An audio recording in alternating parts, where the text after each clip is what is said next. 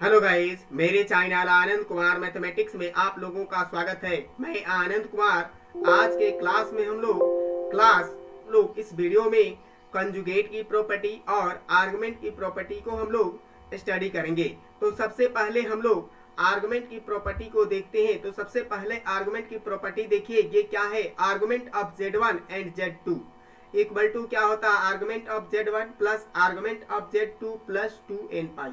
ये 2n पाई क्या है जी, तो 2n पाई जो है एडजस्टिंग फैक्टर है। ये क्या है, 2n पाई जो है ये क्या है, एडजस्टिंग फैक्टर है।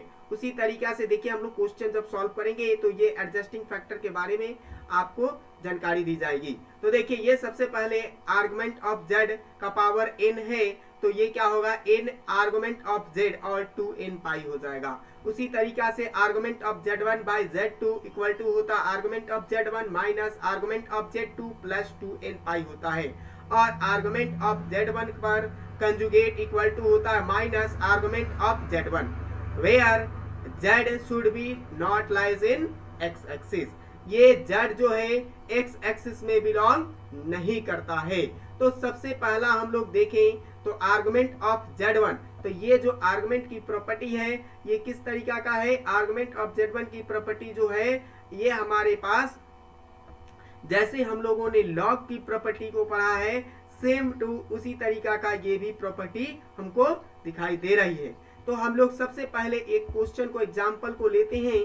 तो देखिए, सबसे पहला एग्जाम्पल हमारे पास, जैसे argument of Z1 equal to 2n pi by 3 और argument of Z2 equal to minus pi by 4, then find the following. तो हम लोगों को सबसे पहले argument of Z1 into Z2 को फाइंड करना है। हमने पढ़ा है कि argument of Z1 into Z2 equal to होता है आर्गुमेंट ऑफ Z1 और प्लस आर्गुमेंट ऑफ Z2 होता है। तो हम लोग इसी प्रॉपर्टी की हेल्प से इसको क्वेश्चन को सॉल्व करेंगे। तो देखिए, सबसे पहला आर्गुमेंट ऑफ Z1 क्या दिया हुआ है, तो 2 पाई बाई 3 दिया हुआ है। और फिर क्या दिया हुआ, यहाँ पे क्या दिया हुआ है, argument of Z2 minus pi by 4 दिया हुआ है। तो हम लोग इसको जब सॉल्व करेंगे तो क्या होगा, 12 आ जाएगा, तो 4 टू 8 आ जाएगा, 8 पाई और माइनस 3 पाई, क्या हो जाएगा, 3 पाई हो जाएगा। हम लोग सब्ट्रैक्ट करेंगे तो क्या आएगा, 5 पाई बाई 12 हमारा इस आंसर होगा। इसके क्वेश्चन का सॉल्यूशन क्या होगा हमारा, 5 पाई बाई 6 आया। इसमें हम लोगों को एडजस्टिंग फैक्टर की कोई आवश्यकता नहीं पड़ी। लेकिन आगे वाले क्वेश्चन में हम लोग देखते हैं। तो देखिए, ये हमारे पास क्या प्रॉपर्टी है, तो ये हमारे पास सेकंड वाली प्रॉपर्टी जो हमने पढ़ा है कि आर्गुमेंट ऑफ Z1 का पावर n 7 होगा, तो n argument of Z1 plus 2n पाई होगा। तो इसी प्रॉपर्टी की हम लोग हेल्प लेंगे। तो यहाँ पे देखिए, आर्गुमेंट ऑफ Z1, तो यहाँ पे क्या हो जाएगा, 7 हो जाएगा, और फिर क्या हो जाएगा, आर्गुमेंट ऑफ Z1 हो जाएगा। तो ये आर्गुमेंट ऑफ Z1 की वैल्यू हमारे पास क्या दिया हुआ है, तो 7 आर्गुमेंट ऑफ Z1 का वैल्यू है 2 पाई और बाई 3 दिया हुआ है। तो ये हम लोग करेंगे इसको मल्टीप्लाई, तो क्या हो जाएगा, 14 पाई बाई 3 हो जाएगा। जब हम लोग इसको फैक्टर के रूप में देंगे तो ये क्या हो जाएगा, 4 पाई और प्लस 2 पाई और बाई 3 हो जाएगा। तो ये हमारे पास, अब देखिए, ये 4 पाई हम लोगों ने प्रॉपर्टी में स्टडी किया हुआ है कि ये argument of Z1, argument n into argument of Z1 और 2n पाई, तो ये 2n पाई के रूप में ये हमारे पास क्या आया, ये 4 पाई आया। तो ये इसको हम लोग क्या करेंगे, इसको हाइड करेंगे और हमारा आंसर क्या हो जाएगा, तो 2 पाई और बाई 3 हमारा आंसर हो जाएगा। तो इस क्वेश्चन का सॉल्यूशन क्या होगा, 2 पाई बाई 3 होगा। अगला क्वेश्चन हम लोग थर्ड नंबर देखते हैं। तो देखिए, आर्गुमेंट ऑफ Z का वैल्यू क्या दिया हुआ, 3 इंटू आर्गुमेंट ऑफ 5 इंटू 2 दिया हुआ है। तो इसको हम लोग क्या लिख सकते हैं, तो देखिए, ये मल्टीप्लाई में है, तो इसको हम लोग पहले सबसे पहले आर्गुमेंट ऑफ 3 लिखेंगे, और फिर क्या लिखेंगे, प्लस आर्गुमेंट ऑफ, इस क्वेश्चन के लिए आर्गुमेंट ऑफ Z2 का पावर 5 लिखेंगे। तो अब देखिए, इसको सॉल्व जब करेंगे हम लोग तो क्या होगा, आर्गुमेंट ऑफ 3 और प्लस क्या हो जाएगा, ये हमारे पास 5 और आर्गुमेंट ऑफ Z2 हो जाएगा। अब जब हम लोग इसको सॉल्व करेंगे तो देखिए आर्गुमेंट ऑफ जेड, कोई भी रियल नंबर का हम लोग अगर लेते हैं तो इसका वैल्यू क्या हो जाता है, 0। इसका वैल्यू क्या हो जाएगा, 0 हो जाएगा। और फिर यहाँ पे देखिए 5 और आर्गुमेंट ऑफ जेड 2 का वैल्यू हमारे पास क्या दिया हुआ है, -π/4 दिया हुआ है। तो हम लोग क्या करेंगे, -π/4 कर लेंगे। अब हम लोगों को इसको जब मल्टीप्लाई करेंगे तो क्या आ जाएगा, -5π/4 हमारा क्या होगा, सॉल्यूशन होगा। तो ये हमारे पास इसका क्या आएगा, ये हमारे पास ये जो आया ये इस क्वेश्चन का सॉल्यूशन है। अगला क्वेश्चन हम लोग 4 नंबर देखते हैं। तो देखिए argument of 2 into I Z2 by argument of Z1 का क्यू दिया हुआ है।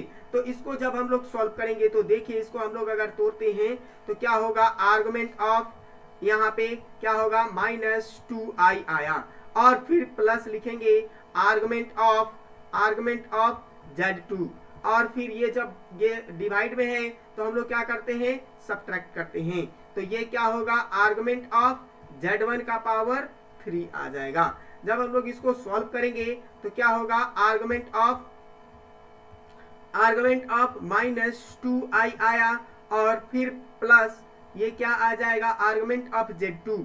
तो आर्गुमेंट ऑफ क्या हो जाएगा, आर्गुमेंट ऑफ Z2 का हमारे पास वैल्यू क्या दिया हुआ है, तो देखते हैं। देखिए आर्गुमेंट ऑफ Z2 का वैल्यू हमारे पास -π/4 दिया हुआ है। क्या दिया हुआ है, आर्गुमेंट ऑफ Z2 का वैल्यू -π/4। तो माइनस हम लोग क्या लिख लेंगे, π/4 लिखेंगे और फिर माइनस ये क्या हो जाएगा 3 और आर्गुमेंट ऑफ Z1। तो क्या हो जाएगा, आर्गुमेंट ऑफ Z1 आ जाएगा। तो आर्गुमेंट ऑफ Z1 का वैल्यू हमारे पास क्या दिया हुआ है, 2π/3 दिया हुआ है। क्या दिया हुआ है, तो 2π/3 दिया हुआ है।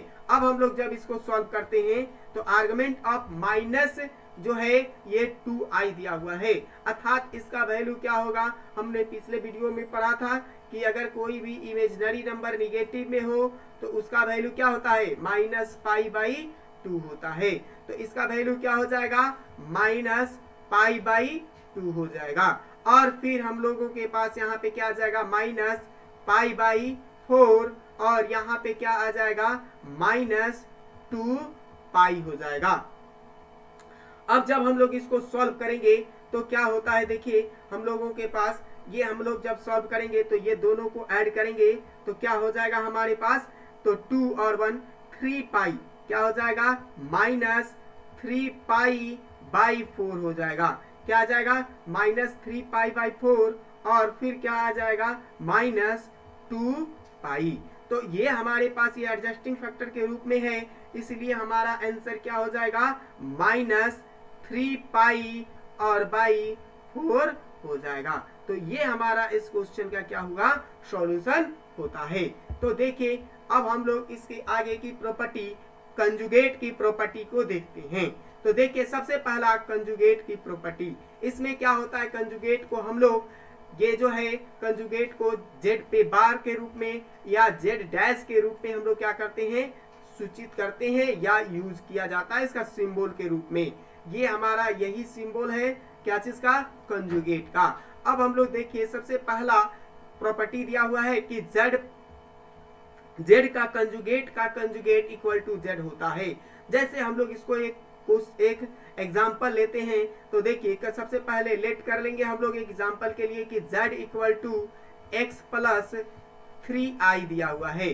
अब हम लोग इसको क्या करें, इसका हम लोग कंजुगेट लें तो क्या हो जाएगा, z का कंजुगेट तो x माइनस 3i आ जाएगा। अब हम लोग इसका फिर से कंजुगेट एक बार लें तो क्या हो जाएगा, z का कंजुगेट अगर करते हैं तो क्या हो जाता है x और यहाँ पे फिर से माइनस का साइन आएगा तो प्लस 3i हो जाएगा। तो ये जो है हमारा ये क्या आया, फिर से यही चीज हमारे पास आता है, इसलिए कंजुगेट z पे बार क्या हो जाएगा, z होता है। तो इस तरीके से ये हमारी फर्स्ट प्रॉपर्टी प्रूव होती है।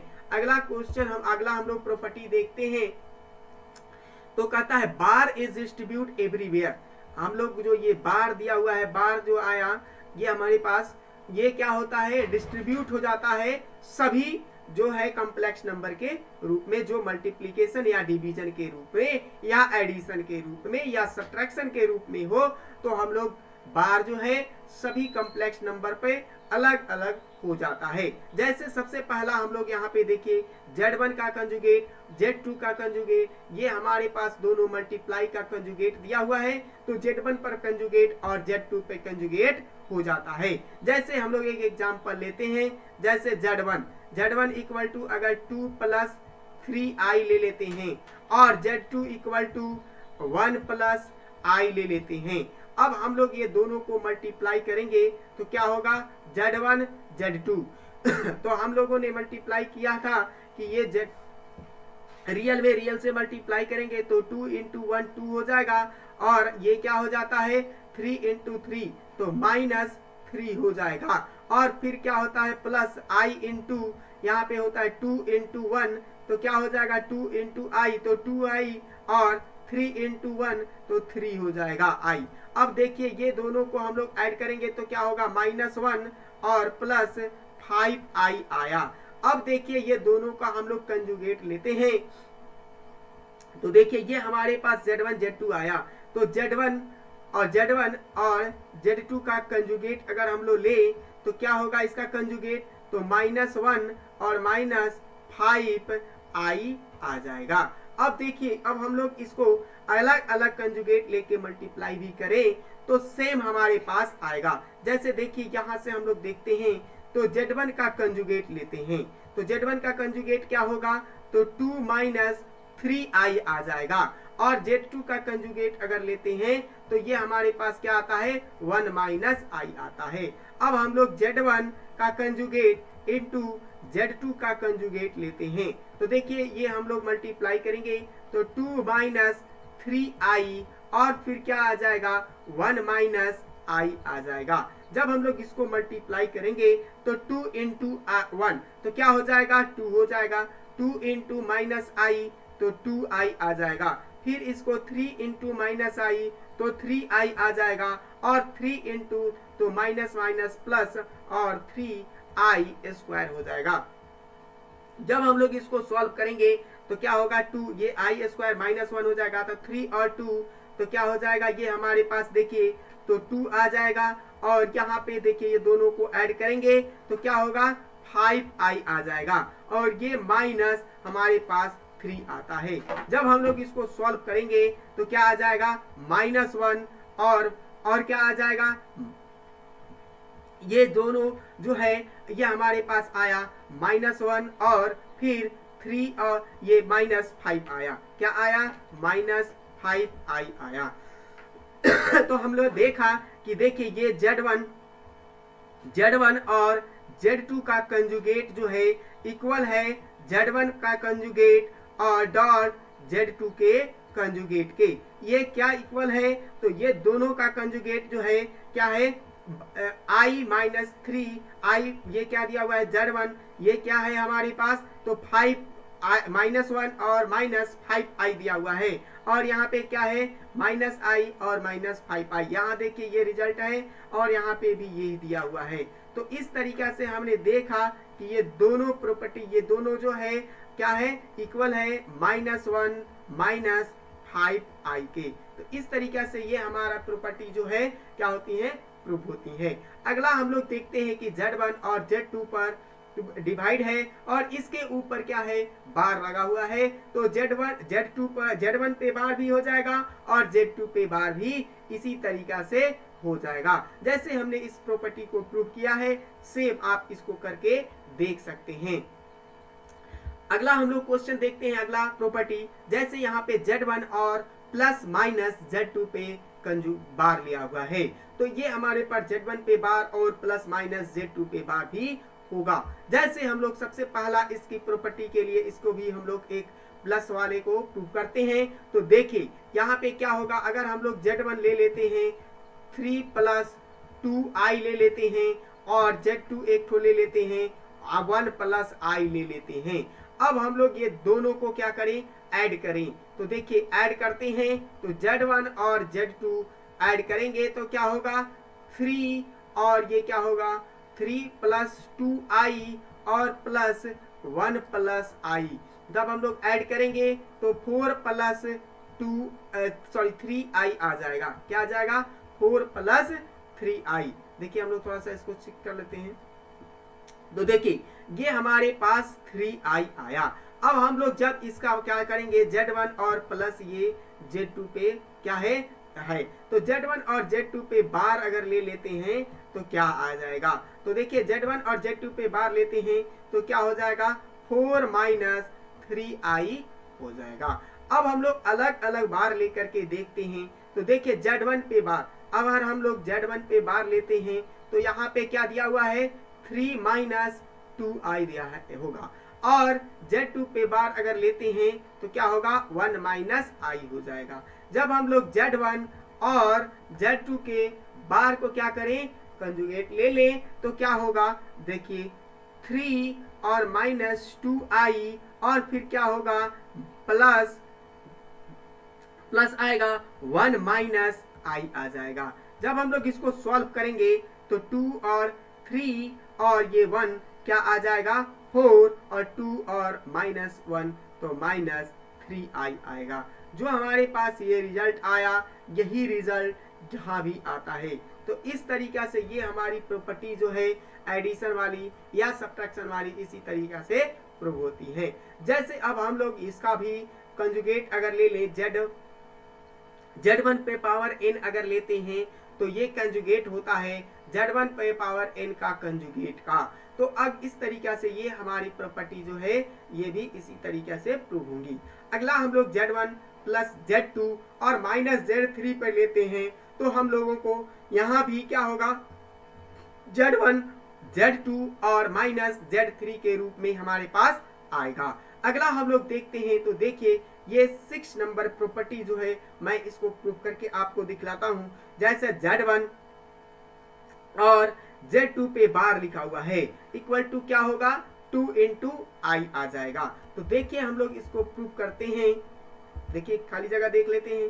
तो Z1, ये Z1 और फिर क्या दिया हुआ था प्रॉपर्टी में हम लोग देख लेते हैं। Z1 और माइनस Z2 पे बार लिखा हुआ है। तो Z1 और Z2 पे क्या करेंगे हम लोग? एक Z2 पे माइनस लगा करके Z2 पे बार करते हैं। तो देखिए इस प्रॉपर्टी को प्रूव करने के लिए हम लोग क्या करते हैं? सबसे पहले एक एग्जांपल लेते हैं। तो Z1 इक्वल टू 2 और प्लस 3i ले लेते हैं और Z2 equal to 1 plus i ले लेते हैं। अब हम लोग क्या करें? क्या करते हैं कि Z2 पे बार लेते हैं। तो देखिए Z2 पे बार अगर लेते हैं या कंजुगेट कहें तो 1 माइनस i हो जाएगा। अब हम लोग ये दोनों को सब्ट्रैक्ट करते हैं तो क्या होगा? Z1 और माइनस Z2 पे बार करते हैं तो ये दोनों को सब्ट्रैक्ट करेंगे तो 2 प्लस 3i आ जाएगा और यहाँ पे माइनस 1 माइनस i आ जाएगा। अब हम लोग ये दोनों को सॉल्व करें तो 2 माइनस 1 हो जाएगा और फिर प्लस 3 और प्लस 1 इंटू i हो जाएगा। अब हम लोग दोनों को सॉल्व करें तो यहाँ पे 1 2 माइनस 1 1 हो जाएगा और प्लस 4i आ जाता है। तो ये हमारे पास जो आया ये क्या है? Z1 और Z2। तो ये हमारे पास जो वैल्यू आया, ये वाली वैल्यू ये क्या आई? ये हमारे पास Z1 और Z2 के रूप में आता है। तो ये अगर इस तरीका से रखते हैं, लेकिन अगर ये हम लोग अगर Z1 और माइनस Z2 पे सॉरी ये Z1 पे बार ही लेते हैं। जैसे देखिए Z1 पे अगर हम लोग बार लेते हैं तो Z1 पे बार लेंगे तो जैसे हम लोगों को अगर Z1 equal to x plus i y लेते हैं तो Z1 पर बार क्या हो जाएगा? या कंजुगेट x माइनस आई वाई आ जाएगा। जब हम लोग इसको सब्ट्रैक्ट करेंगे तो Z1 माइनस Z2 पे बार लेंगे तो क्या हो जाएगा? x प्लस आई वाई और फिर माइनस x और फिर minus minus plus i Y आ जाएगा। जब हम लोग ये x से x क्या हो जाएगा? कैंसिल हो जाएगा और ये हमारे पास 2i और y आया। तो ये क्या है? ये एक इमेजिनरी पार्ट के रूप में हमारे पास आता है। तो ये क्या होगा? 2 इंटू आई लिख सकते हैं। तो 2 इंटू इमेजनरी पार्ट, ये हमारे पास देखिए ये जो प्रॉपर्टी लिखी हुई है 2 इंटू आई, तो 2i या 2b के रूप में हमारे पास ये आता है।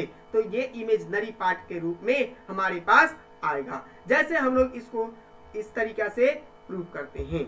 अगला हम लोग देखते हैं, तो z1 और प्लस z पे बार दिया हुआ है 2a। अगर हम लोग z1 को z को अगर हम लोग मान लें, अगर हम लोग z को क्या कर लें, z को एज्यूम कर लें a प्लस आई बी के रूप में, तो r तो z1 के कंजुगेट क्या हो जाएगा, तो z का कंजुगेट हो जाएगा a माइनस आई बी। अगर हम लोग ये दोनों को ऐड करें तो z ये क्या हो जाएगा, z और प्लस z का बार, ये दोनों को ऐड करें तो a प्लस आई बी और फिर क्या हो जाएगा plus a minus i b हो जाएगा। जब हम लोग दोनों को ऐड करेंगे तो a और a क्या हो जाएगा 2a हो जाएगा और ये क्या हो जाएगा कैंसिल हो जाएगा। तो इस तरीका से ये हमारे पास क्या आया 2a एक रियल पार्ट है। 2 इंटू आर ई जेड के रूप में हमारे पास क्या होता है उपलब्ध होता है। तो ये हमारी प्रॉपर्टी जो है इस तरीका से प्रूव होती है। तो इसको हम लोग लिख सकते हैं, इसमें क्या है i m z equal to 0 होता है, मतलब इसका इमेजिनरी पार्ट क्या हो जाएगा इस प्रॉपर्टी में, जेड इज प्योरली रियल हो जाएगा। क्या हो जाएगा, यहाँ पे लिख सकते हैं कि जेड इज प्योरली रियल हो जाएगा। क्या हो जाएगा, ये प्योरली हमारे पास रियल आएगा। और ये हमारे पास आर्गुमेंट ऑफ जेड जब आएगा, तो जब हम लोग इसका आर्गुमेंट अगर फाइंड करेंगे तो आर्गुमेंट ऑफ जेड, तो ये जब रियल पार्ट आया हमारे पास रियल आता है तो इसका आर्गुमेंट क्या होता है 0 होता है या पाई होता है। तो इसका आर्गुमेंट अगर इस तरीका से हमारे पास दिया हुआ है तो इसका आर्गुमेंट अगर हम लोग फाइंड करेंगे तो क्या होगा, इसका आर्गुमेंट हमारे पास 0 या पाई होगा। अगली प्रॉपर्टी हम लोग देखते हैं तो देखिए z1 और z पे बार दिया हुआ है, तो z1 और z पे बार क्या हो जाएगा, इसमें हम लोग अगर z कोई कॉम्प्लेक्स नंबर लेते हैं x और प्लस या a प्लस आई बी के रूप में लेते हैं। देखिए तो ये अगर हम लोग इसको लेते हैं a प्लस आई बी के रूप में, तो ये z पे बार क्या हो जाएगा जी हमारे पास, तो a माइनस आई बी के रूप में हो जाएगा। अगर ये दोनों हमारे पास बोलता है कि z इक्वल है z1 पे बार के, तो क्या होगा इसका, ये जो इमेजनरी पार्ट है ये b और माइनस b ये क्या हो जाना चाहिए, जब ये 0 होगा तब ये क्या हो जाएगा हमारे पास a और a दोनों सेम हो जाएंगे। अगर ये हमारे पास 0 नहीं होता है तो ये कंडीशन फुलफिल नहीं करेगा। तो ये हमारे पास इसको क्या होना पड़ेगा, इमेजनरी पार्ट को 0 होना पड़ेगा। इसमें क्या है, इसका इमेजनरी पार्ट जो दिया हुआ है हमारे पास ये क्या होना चाहिए 0 होना चाहिए, तब ये प्रॉपर्टी जो हमारे पास z और z का कंजुगेट जो दिया हुआ है ये हमारे पास क्या होगा सही होगा। अगली प्रॉपर्टी हम लोग देखते हैं कि z इक्वल है माइनस z पे बार के, तो क्या होगा, ये कब संभव होगा, तो देखिए एक z हम लोग complex number a plus i b लेते हैं और एक z पर कंजुगेट लेते हैं तो a माइनस आई बी होगा। लेकिन अगर माइनस ले लेते हैं, माइनस z पे कंजुगेट ले लेते हैं तो क्या होगा, minus a plus i b होगा। यहाँ पे माइनस होगा a और माइनस आई बी होगा। जब हम लोग इसको सॉल्व करेंगे तो माइनस a और प्लस आई बी हो जाएगा। जब हम लोग ये दोनों को एक साथ लिखे, जैसे z माइनस z पे कंजुगेट लेते हैं तो देखिए ये हमारे पास क्या आ जाएगा a प्लस आई बी और माइनस a और प्लस आई बी के रूप में आएगा। ये दोनों a क्या हो जाएंगे, कैंसिल हो जाएंगे और ये 2ib आ जाएगा।